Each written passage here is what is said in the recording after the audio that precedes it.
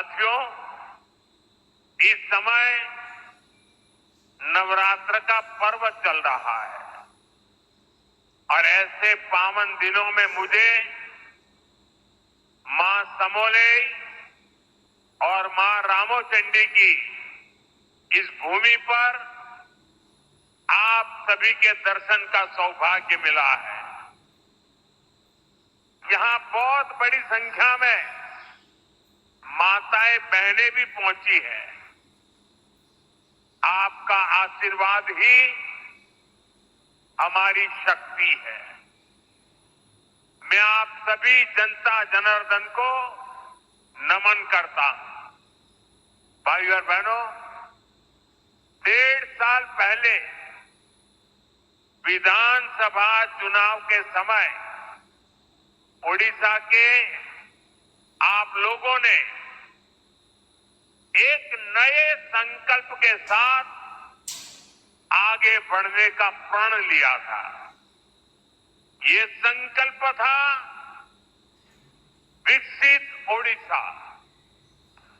और आज हम देख रहे हैं ओडिशा डबल इंजन की रफ्तार से आगे बढ़ने लगा है।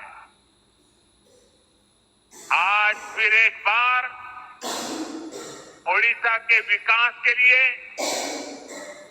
देश के विकास के लिए हजारों करोड़ रुपए के प्रोजेक्ट का काम शुरू हुआ है। आज से बीएसएनएल का नया अवतार भी सामने आया है। बीएसएनएल की स्वदेशी 4G सर्विसेज कौशल और कनेक्टिविटी से जुड़े अनेक प्रोजेक्ट्स का शिलान्यास और लोकार्पण भी हुआ है। थोड़ी देर पहले ही बरहमपुर से सूरत के लिए आधुनिक अमृत भारत ट्रेन को हरी झंडी दिखाई गई है। और आप भी जानते हैं कि सूरत के साथ आपका जुड़ना कितना महत्वपूर्ण है। इस क्षेत्र का कोई गांव ऐसा नहीं होगा कि जहां के लोग सूरत में न रहते हो। और कुछ लोग कहते हैं कि पश्चिम बंगाल में जितने उड़िया लोग हैं, उसके बाद सबसे ज्यादा उड़िया लोग गुजरात में रहते हैं, सूरत में रहते हैं। आज उनके लिए ये सीधी रेल सेवा शुरू हुई है। विकास के इन सारे कार्यों के लिए मैं आप सभी लोगों को, ओडिशा वासियों को बहुत बहुत बधाई देता हूं। और आज सूरत में हमारे रेल मंत्री भी इसी कार्यक्रम में उपस्थित है। वहां सभी उड़िया बंधु वहां इकट्ठे हुए हैं। साथियों, भाजपा सरकार गरीब की सेवा करने वाली, गरीब को सशक्त करने वाली सरकार है। हमारा बहुत जोर गरीबों को, दलितों को, पिछड़ों को, आदिवासियों को मूल सुविधाएं पहुंचाने पर है।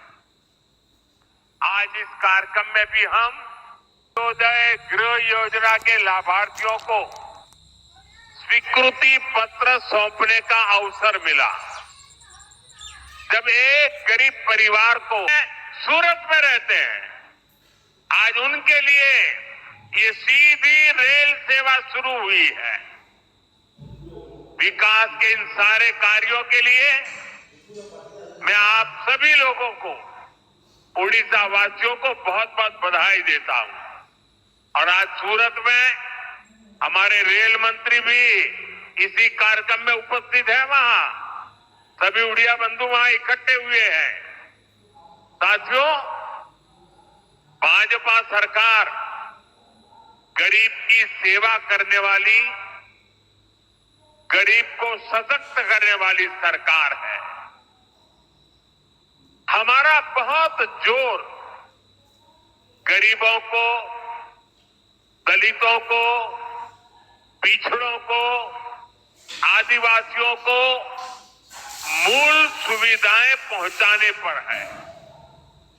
आज इस कार्यक्रम में भी हम इसके साक्षी बन रहे हैं। मुझे अभी यहां अंत्योदय गृह योजना के लाभार्थियों को स्वीकृति पत्र सौंपने का अवसर मिला।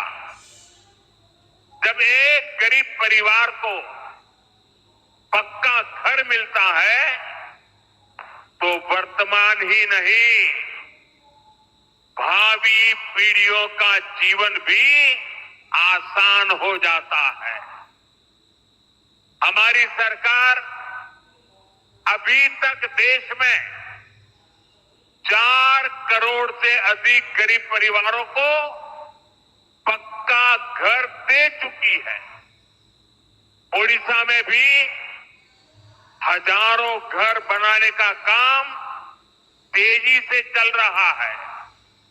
इसके लिए हमारे मुख्यमंत्री मोहन जी और उनकी टीम प्रशंसनीय कार्य कर रही है। आज भी करीब 50,000 परिवारों को नए घरों की स्वीकृति मिली है। पीएम जनमन योजना के तहत भी उड़ीसा में आदिवासी परिवारों के लिए 40,000 से अधिक घर स्वीकृत किए गए हैं। यानी आदिवासियों में भी जो अति पिछड़े हैं, उनका एक बहुत बड़ा सपना आज पूरा होने जा रहा है। मैं अपने सभी लाभार्थी भाई बहनों को अपनी मंगल कामनाएं देता हूं।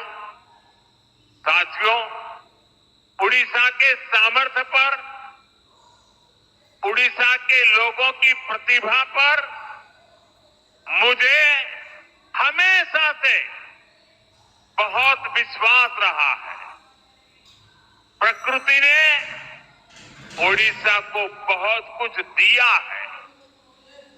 ओडिशा ने बहुत दशक गरीबी के देख लिए, लेकिन अब ये दशक ओडिशा के आप लोगों को समृद्धि की तरफ ले जाने वाला दशक है।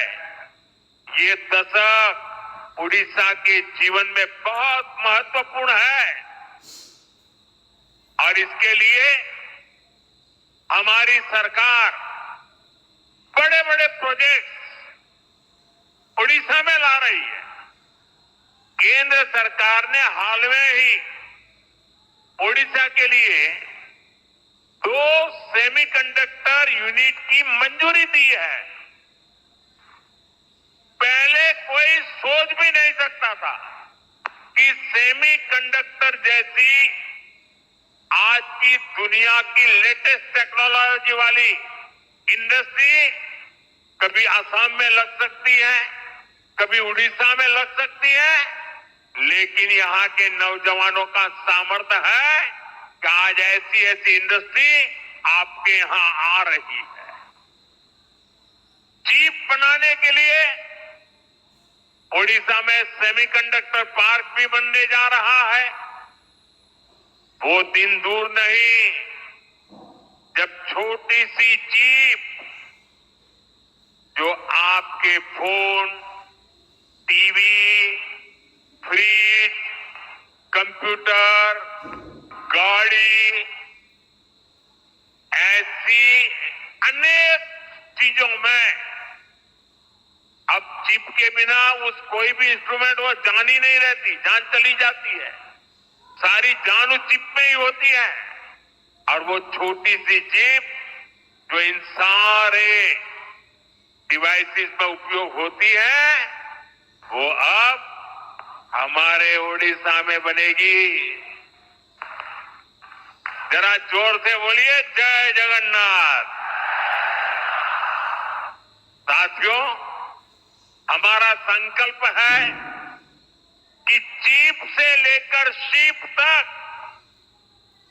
हर चीज में भारत आत्मनिर्भर हो। मैं जरा आपसे पूछना चाहता हूं, आप जवाब देंगे?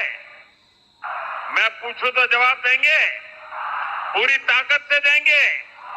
आप मुझे बताइए, भारत को आत्मनिर्भर होना चाहिए कि नहीं होना चाहिए? भारत को आत्मनिर्भर होना चाहिए कि नहीं होना चाहिए? भारत को आत्मनिर्भर होना चाहिए कि नहीं होना चाहिए? देखिए, हर देशवासी चाहता है कि अब हमारा देश किसी पर निर्भर नहीं रहना चाहिए। हर चीज में भारत आत्मनिर्भर हो और इसलिए पारादीप से लेकर झारसुगुड़ा तक एक विशाल औद्योगिक क्षेत्र का निर्माण हो रहा है।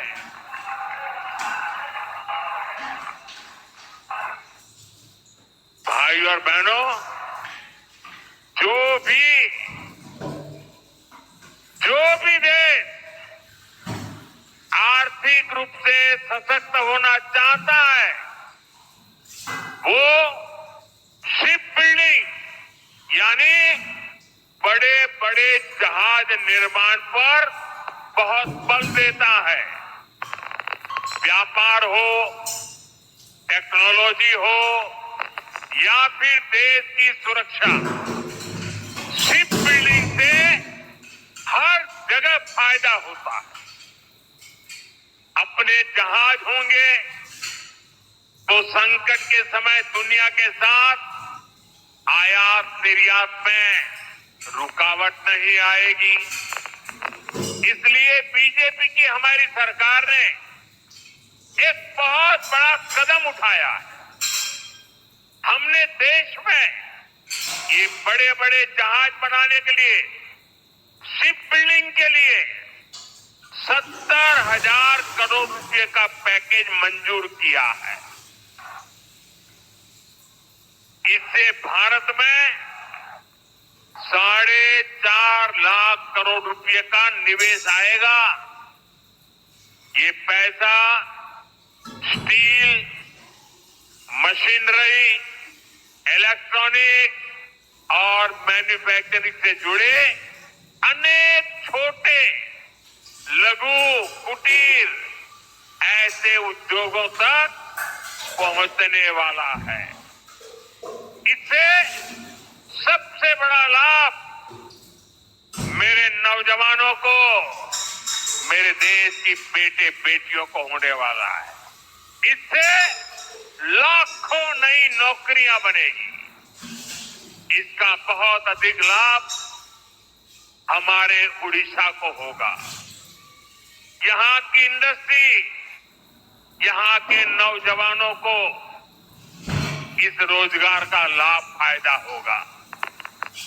साथियों, आज देश ने आत्मनिर्भरता की तरफ बहुत बड़ा कदम उठाया है।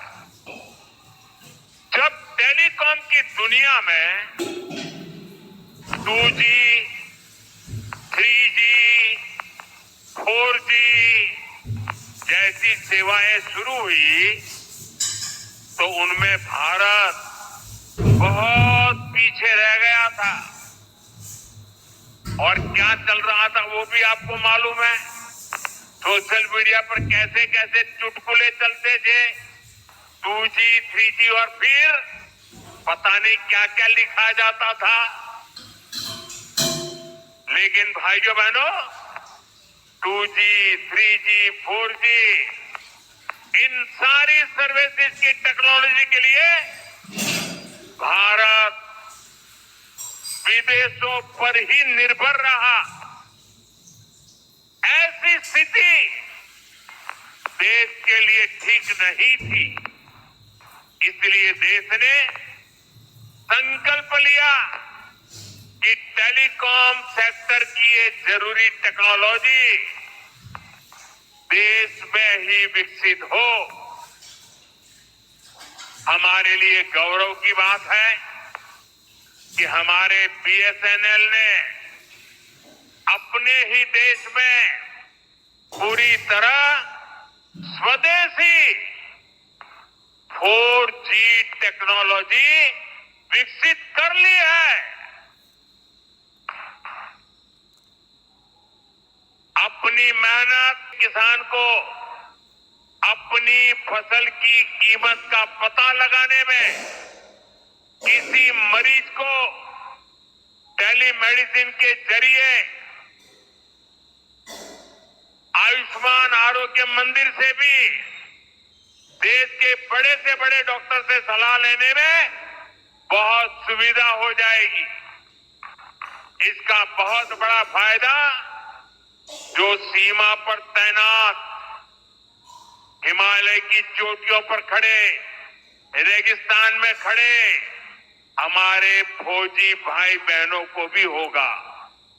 वो अब सुरक्षित कनेक्टिविटी से आपस में बात कर पाएंगे। साथियों, भारत पहले ही सबसे तेज 5G सर्विसेज को रोल आउट कर चुका है। बीएसएनएल के ये जो टावर्स आज शुरू हुए हैं, वो बहुत आसानी से 5G सर्विसेज के लिए भी तैयार हो जाएंगे। मैं बीएसएनएल को, सभी देशवासियों को इस ऐतिहासिक दिन की बहुत बहुत बधाई देता हूं। साथियों, आत्मनिर्भर भारत बना के लिए के कुशल नौजवान और रिसर्च का शानदार वातावरण भी जरूरी है। इसलिए ये भी भाजपा सरकार की बहुत बड़ी प्राथमिकता है। आज ओडिशा सहित पूरे देश में एजुकेशन और स्किल डेवलपमेंट पर अभूतपूर्व हमारे हम देश के इंजीनियरिंग कॉलेजों और पॉलिटेक्निक को भी आधुनिक बना रहे हैं। इसके लिए आज मेरिट नाम से एक स्कीम लॉन्च की गई है।